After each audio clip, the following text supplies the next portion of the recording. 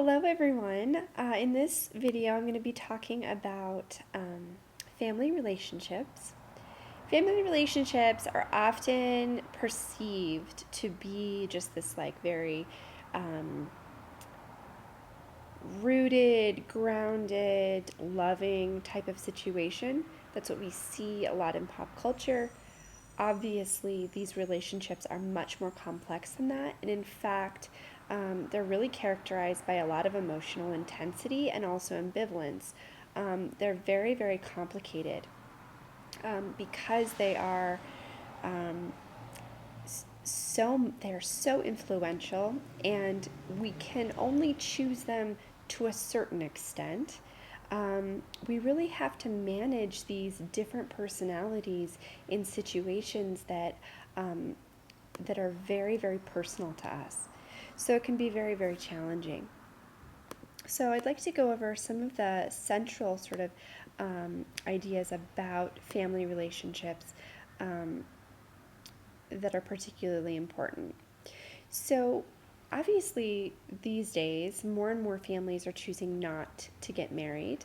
And so that really changes the dynamic and the nature of what family is.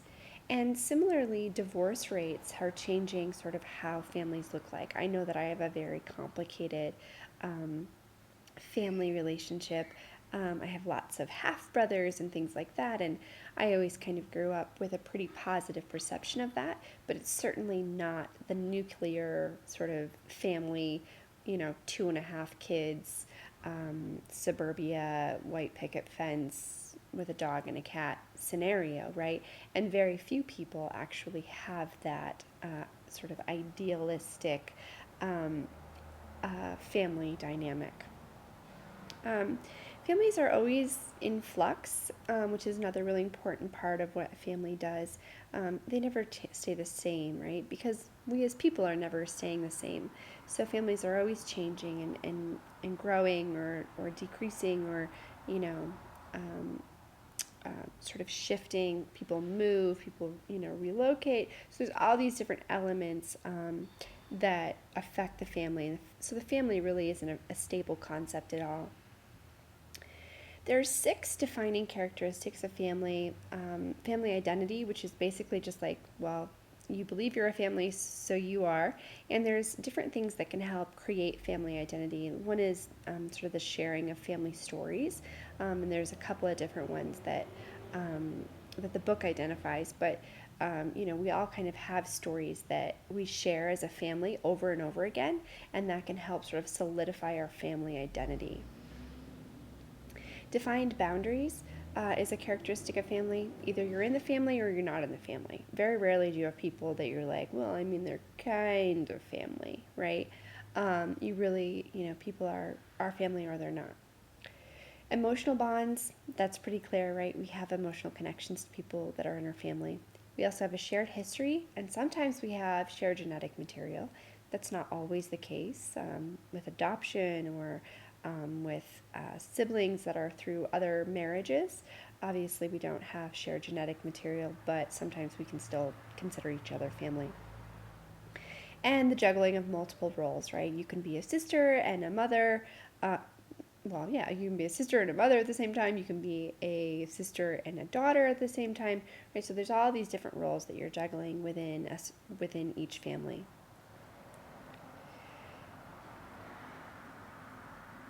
There's a lot of different types of families: single parent, extended families, step families, and those all sort of create different dynamics as well that your book talks a little bit about.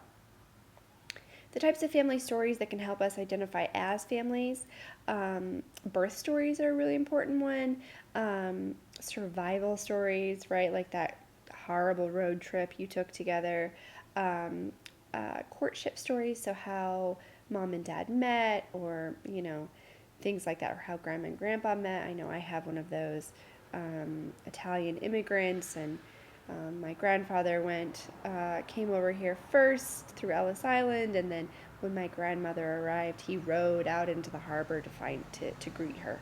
Um, Probably not true, but that's the story that's told and that's passed down.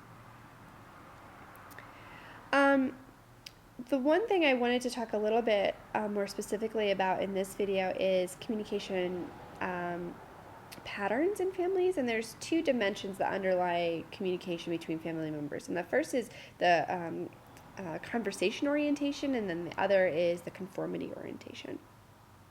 Um, and the conversation orientation is the degree to which family members are encouraged to participate in interaction about a wide variety of topics. And then the conformity orientation is the degree to which families believe that communication should emphasize similarity with each other, or alternatively, diversity. So, in each of these different orientations, you can be high or low on. And so that produces four different types of sort of communication patterns in families. So, a consensual pattern of communication is going to be high in both conversation and conformity. So this is gonna be a type of family that encourages a lot of interaction, a lot of participation, a lot of doing things together, but it's gonna be very, very high in conformity.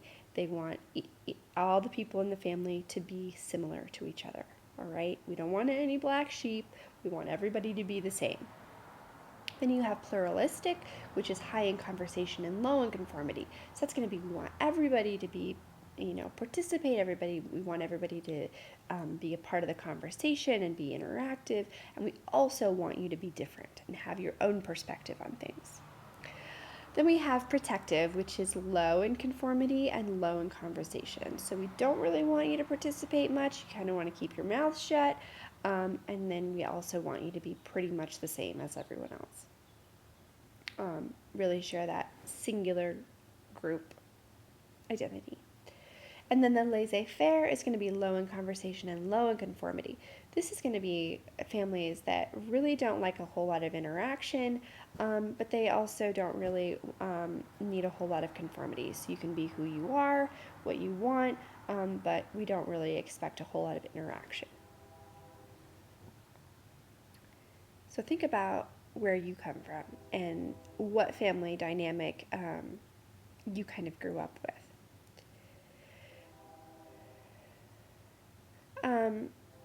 Family dialectics is the last thing that I'll cover in this video, and this is, we've already talked about those sort of central tensions in romantic relationships: openness versus connection, autonomy versus autonomy, I can't remember, autonomy versus connection, and then of course you have the last one that I'll get to in just a second. So autonomy and connection, this is especially difficult for kids during adolescence. You really, really want to be separate from your family, but you also want to still continue to have that connection. And then you have openness versus protection. And this is, again, where we want to be open, we want to have clear communication, we want to self-disclose, but we also have that feeling that we want to sort of maintain some distance because we want some protection from that true sort of connection between other people. And really, the communication privacy management theory says that individuals create informational boundaries. So this is when a family will decide what type of information is okay to share with other people and what type of information is not okay to share with other people. So that's a really, really important dynamic that we have to kind of always navigate. And then we have family relationship challenges, and this is really important to remember. In any kind of family relationship, there's always challenges that we have. This is going to be step-family transitions, parental favoritism. We don't like to believe that parents have favorites, but sometimes they do. Other times there's just the perception that there's a favorite happening, and that can be really, really detrimental to the relationship between parents as well as the relationship between siblings. And it's really, just like romantic love can be um, really specific in terms of how our pop media represents it, um, that that happens so much with families as well. Um, Families are often represented as, like I said, as these very loving, these very sort of idealistic, stable, associated with the home. But for so many people, family and the home um, are not necessarily safe places. We talked about sort of violence happening in romantic relationships, and that certainly can happen in the home as well. Um, and before I forget, I need to go back to that last tension that happens also in families as well, is the novelty versus predictability tension. So you have the openness versus protection, autonomy versus connection, and then the novelty versus predictability. And this is, day in and day out. And usually in families, we're okay with it being a lot more predictable, but there can still be this sort of tension between wanting sort of some difference, doing something different together versus just always sitting and watching TV, right? Or always having the same dinner every Monday night or whatever. You want to have some sort of novelty involved in those relationships as well. So this can happen. These tensions can happen singularly in the family, but they also happen between the different relationship members in the family. So between mother-daughter, mother-father, daughter-brother, or all the different relationships have to negotiate these different tensions. So that is going to be all for today, and I will see you next week.